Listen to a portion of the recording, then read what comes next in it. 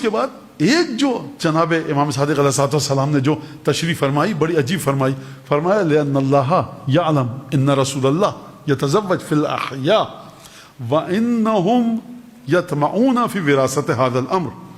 خدا جانتا تھا کہ رسول خدا مختلف گھرانوں میں قبیلوں میں ازدواج کریں گے.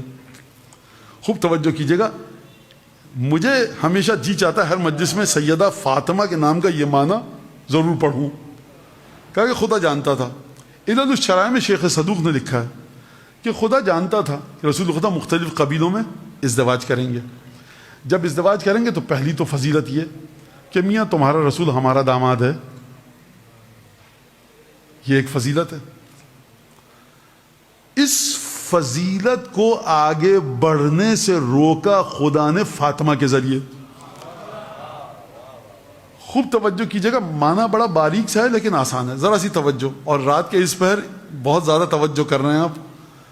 فرمایا کہ لہذا خدا نے اور انہم یطمعون فی وراثت ھذا الامر، اور ہر قبیلے کے دل میں جس نے اپنی لڑکی دی تھی، جتنے بھی قبائل تھے مختلف، ان کے دلوں میں طمع، یہ خواہش، تمنا، لالچ بیدار ہوئی کہ ہمارے لڑکی سے جب اولاد ہوگی رسول خدا کی تو ہم کہیں گے دیکھا رسالت کا وارث ہمارا نواسا، رسالت کی وارث ہماری نواسی.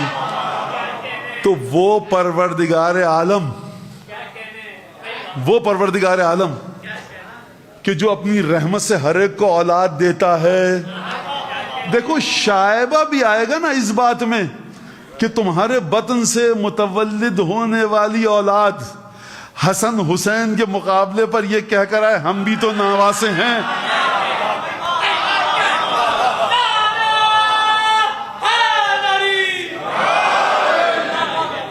لہذا خدا نے کہا کہ فاطمہ کے ذریعے، خوب توجہ کیجیے گا، فاطمہ کا معنی کیا ہوا؟ فاطمہ کا معنی کیا ہوا؟ دور کر دینا.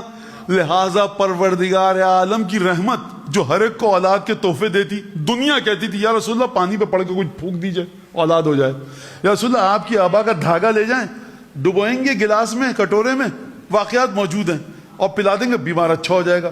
یا رسول اللہ اپنی آبا دے دیجئے اوڑھ دیں اچھے ہو جائیں گے. بھائی کوئی کسی نے کہا یا رسول اللہ ہماری اولاد نہیں ہو رہی، آپ ہمارے والد نانا بن جائیں گے آپ کے بچوں کے. خوب توجہ کیجیے گا روایت کے اوپر. روایت یہ نہیں کہہ رہی کہ رسول خدا نے دعا کی پروردگار مجھے بس خدیجہ سے میری نسل چلے. یہ بھی وہ مرحلہ تھا خدا نے رسول خدا سے اختیار چھین لیا. دنیا کو اولادیں ملیں گی لیکن دیکھو لأن اللہ، خدا جانتا تھا، لہذا سیدہ کے وجود کے ذریعے. اگلا جملہ بھی سن لیجئے. بھائی پر محمد مصطفیٰ تمہیں کیا چاہیے؟ طہارت چاہیے نا، اپنی طہارت. سیدہ کے ذریعے جب مل گئی طہارت، اب یہاں پر ہم مقام توحید پر رہیں گے. جو سیدہ کے بچوں کے ذریعے طہارت آگے جائے گی نا، اس طہارت میں کسی اور نواسے کو شریک ہونا ہی نہیں دیں گے. لہذا اب ایک مجلسی جملہ سن لیجئے مجھ سے، خطیبانہ جملہ. شرک محبت حسین و حسن میں بھی خدا مواحد ہے. نہیں آ سکتا کوئی، نہیں آئے گا یہاں پر. اب میں اس کے علاوہ اور کیا کہوں؟ پروردگار اولاد ہو جاتی، کچھ بھی کر دیتا پروردگار. تو کہتا کہ دیکھو نشانیاں واضح ہو جاتی، فسق و فجور میں مبتلا ہو جاتی وہ اولادیں، اس میں نقص ہو جاتا کچھ بھی. یعنی خوب توجہ کیجیے گا، میں آپ کو مزید، آپ جس توجہ کے ساتھ آپ سن رہے ہیں میں مزید واضح کرنا چاہوں گا. میں خداوند تبارک و تعالیٰ کرتا اور یہ کہتا کہ دیکھو روایت آ جاتی، آیت آ جاتی سیدہ کی اولاد سے، یا ان اولادوں کے اندر وہ کردار نہ رہتا، یا وہ اولادیں اتنی متقی ہوتی اور اس کے بعد وہ امام حسن امام حسین کے سامنے کہتی ہیں کہ بھائی آپ بھی نواسیں ہم بھی نواسیں، لیکن آپ ہم سے بڑھ کر نواسیں، آپ کی جو منزلت ہے. یا رسول خدا وہ کام کرتے ایسے واضح ہو جاتا.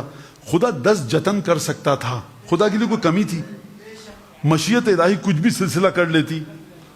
نبی کو اپنے غار ثور میں بچا دیا، کبوتری نے انڈے دے دیے، مکڑی نے جالا تن دیا، کچھ بھی کر سکتا تھا. یعنی عجیب سلسلہ ہے پروردگار کا عنایت فاطمی کے سلسلے میں کہ کسی کے اوپر اگرچہ شناختی کارڈ کے خانے میں بھی نانا کا نام نہیں آنے دیں گے.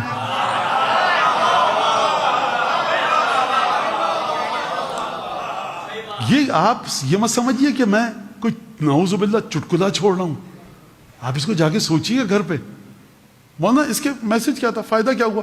فائدہ یہ ہو کہ جب آپ گھر میں جا کر کبھی شہزادی یاد آئے نا ذہن میں اور درود بھیجیں تو ان عقائد کے ساتھ درود بھیجیے گا کہ پروردگار عالم نے ڈھال بنایا ہے سیدہ کے وجود کو ختمی مرتبت کے لیے.